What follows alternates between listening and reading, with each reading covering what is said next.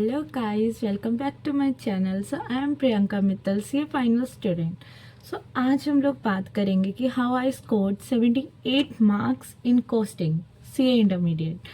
So first of all मैं आप लोगों को बता दूँ, मैंने +2 में मैथ्स नहीं ली थी. वैसे तो कॉमर्स के स्टूडेंट कम ही लेते हैं मैथ्स +2 में, लेकिन बोलते हैं कि आगे अगर CA वगैरह करना है तो मैथ्स लेनी इम्पोर्टेंट होती है ताकि आगे अच्छा बेस बने. लेकिन मैंने मैथ्स नहीं ली थी +2 में. फिर भी मैंने कॉस्टिंग में 78 मार्क्स कैसे स्कोर किए. तो आज हम बात करेंगे टिप्स एंड ट्रिक्स की कि आपको क्या क्या करना चाहिए जिससे आप कॉस्टिंग में एक अच्छा स्कोर कर सको. जहाँ पे कॉस्टिंग कई स्टूडेंट्स को इतनी टफ लगती है कि इसमें तो फॉर्मूलाज भी है एंड मतलब सोल्व भी नहीं होते एंड टाइम कंज्यूमिंग भी है. फिर भी आप अच्छा स्कोर कैसे कर सकते हो. सो हम स्टार्ट करते हैं. फर्स्ट ऑफ ऑल तो cover your lectures as early as possible, क्योंकि अगर आप लेक्चर्स पहले कंप्लीट कर लेते हो, जल्दी से जल्दी कंप्लीट कर लेते हो, ऐसे नहीं विद प्रैक्टिस ऑफ क्वेश्चंस, लेकिन अगर आप लेक्चर्स पहले ख़त्म कर लेते हो तो आपको बेनिफिट क्या मिलता है कि आपके पास प्रैक्टिस के लिए बहुत ज़्यादा टाइम रह जाता है. क्योंकि आपने लेक्चर्स कर लिए हैं, अब आप प्रैक्टिस करोगे ओनली क्वेश्चंस की. आप हर बार एक चैप्टर उठाओगे, उसके क्वेश्चंस की प्रैक्टिस करोगे.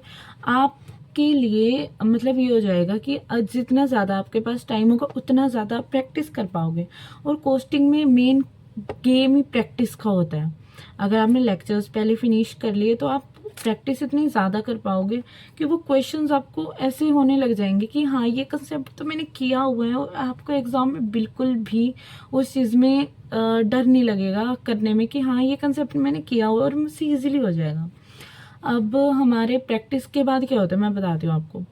जैसे जैसे आप प्रैक्टिस करोगे, जैसे फर्स्ट आपने प्रैक्टिस की, फर्स्ट रिवीजन की, तो आपके पास बहुत सारे क्वेश्चंस होंगे. ठीक है, आपने सेकेंड रिवीजन की, तब आपके पास थोड़े से कम क्वेश्चन होंगे. आपको मार्क करने हैं क्वेश्चंस कि आपको किन किन क्वेश्चंस में प्रॉब्लम हुई. ठीक है, आपने मार्क किए वो. सेकेंड रिवीजन में और कम क्वेश्चंस हुए. थर्ड रिवीजन में आपके पास बहुत कम क्वेश्चंस जाएंगे, जिनमें मेन कंसेप्ट है ना वो वाले क्वेश्चंस आपके पास रह जाएंगे, जो कि आपको बेनिफिशियल कब होंगे, वो 1.5 डेज में. जहाँ पे स्टूडेंट्स को ये नहीं पता होता कि हमें 1.5 डेज में पढ़ना क्या है, वहाँ पे आपके पास एक क्वेश्चंस होंगे कि मुझे ये सारे क्वेश्चंस करने हैं जिससे मेरे सारे कंसेप्ट सॉल्व हो रहे हैं और इसके बाद मैं इजीली पेपर कराऊंगा. ठीक है, सो प्रैक्टिस जितनी ज़्यादा आप करोगे ना कोस्टिंग में, तो जितनी ज़्यादा प्रैक्टिस करोगे उतना अच्छा स्कोर कर पाओगे. और ना ही आपको वो 1.5 डेज में प्रॉब्लम होगी, क्योंकि आपने क्वेश्चंस पहले से मार्क कर रखे हैं जो जो इम्पोर्टेंट क्वेश्चंस है. क्योंकि जो इजी क्वेश्चंस होंगे वो तो आपके फर्स्ट सेकेंड रिवीजन में ही साइड हो जाएंगे. सो फर्स्ट ही हो गया कि हमें अलग से अपने पास क्वेश्चंस मिल गए जो हमें 1.5 डेज में रिवाइज करने, और जो कि सारे कंसेप्ट भी कवर कर रहे हैं हमारे. सो हमारा फर्स्ट तो ये हो गया कि as soon as possible lectures complete करो और जितनी हो सके प्रैक्टिस करो कोस्टिंग के लिए अगर अच्छे मार्क्स चाहिए तो. अब हम चलते हैं ICI. सो मेरी सेकंड टिप ये रहेगी आपको कि पहले आपको ICI मॉड्यूल के क्वेश्चंस करने चाहिए. एक्चुअली क्या होता है, हम RTP MTP PYQ करते हैं और हम उनमें इतना पजल हो जाते हैं कि हम कई बार ICI के क्वेश्चंस को इग्नोर कर देते हैं. ये चीज़ मैंने देखी है. कई बार क्या होता है, ICI का एग्जैक्ट क्वेश्चन थोड़े बहुत न्यूमेरिकल चेंजेस होके एंड पेपर में आ जाता है वो, और जब हम घर पे आते हैं अगर हमसे वहाँ पे ना बने, फिर हमें रिग्रेट होता है कि यार सीधा ICI का क्वेश्चन आया हुआ था और फिर भी हमसे नहीं बना, बल्कि हम तो इतने RTP MTP करके गए थे. सो क्या होता है, सबसे पहले आपको करना चाहिए ICI के क्वेश्चंस करो कंप्लीट, एंड उसके बाद और कहीं शिफ्ट करो कि RTP MTP PYQ उसके बाद करो. लेकिन एक बार ICI की पूरी कवरेज होनी चाहिए, क्योंकि बहुत बार ऐसा होता है कि ICI से डायरेक्ट क्वेश्चन आता है.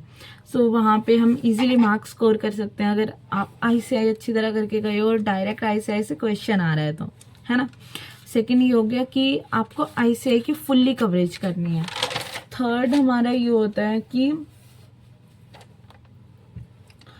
आप लोग एक काम कर सकते हो ना, जैसे कुछ चैप्टर्स कोस्टिंग में कुछ चैप्टर्स ऐसे हैं जिनमें फॉर्मूलाज हैं, और कई चैप्टर्स ऐसे हैं जिनमें कोई भी फॉर्मूलाज नहीं है, जिनमें आपको क्वेश्चंस की प्रैक्टिस करनी है, जैसे सर्विस कॉस्टिंग है उसमें कोई भी फॉर्मूला नहीं है, क्वेश्चंस की प्रैक्टिस करनी है एंड देन आप कर सकते हो, है ना। कंसेप्ट आने चाहिए बस आपको, लेकिन फॉर्मूलाज नहीं है। सो फर्स्ट ऑफ ऑल तो एक लिस्ट बनाओ जिसमें आपको ये दिख रहा हो कि इन चैप्टर्स में फॉर्मूला है, जैसे मार्जिनल कॉस्टिंग है, स्टैंडर्ड कॉस्टिंग है, कि इन सभी में फॉर्मूलाज है। और इनकी आप क्या करो, एक फॉर्मूला शीट बनाओ। फॉर्मूला शीट आपको कब हेल्प करेगी, आप जब रिवीजन करोगे ना, पहले उस चैप्टर के फॉर्मूलाज देखो, उसके बाद चैप्टर की रिवीजन पे जाओ, क्वेश्चंस पे जाओ। क्योंकि अगर आपको फॉर्मूलाज याद होंगे ना, जैसे एम्प्लॉय कॉस्ट है, अगर आपको फॉर्मूलाज याद है ना, आप इजीली क्वेश्चंस बना पाओगे। सो फर्स्ट ऑफ ऑल आपको फॉर्मूलाज पे ध्यान देना चाहिए। जिन चैप्टर्स में फॉर्मूलाज हैं तो उसमें पहले फॉर्मूलाज शीट बनाओ। मैंने बनाए थे हर एक के लिए, मैं आपको दिखाती हूँ, एक मिनट। ये देखो, जैसे ये मटेरियल कॉस्टिंग के फॉर्मूलाज है, ऊपर एम्प्लॉय कॉस्ट के, मार्जिनल कॉस्टिंग के, स्टैंडर्ड कॉस्टिंग के, ये सारे फॉर्मूलाज अगर आप ऐसे शीट बना लेते हो ना, तो ये आपको बहुत बेनिफिशियल होंगे लास्ट डे पे। ये देखो यहाँ पे सारे चैप्टर्स के नेम लिखे हुए हैं कि जिनमें फॉर्मूलाज हैं और जिनमें नहीं है ना। तो ये अगर आप अगर ना आप ऐसे फॉर्मूला शीट्स बनाते हो तो ये आपको बिलीव बहुत हेल्पफुल रहेंगे, क्योंकि अगर आपको फॉर्मूलाज अच्छी तरह याद होंगे तो आप क्वेश्चंस इजीली कर लोगे।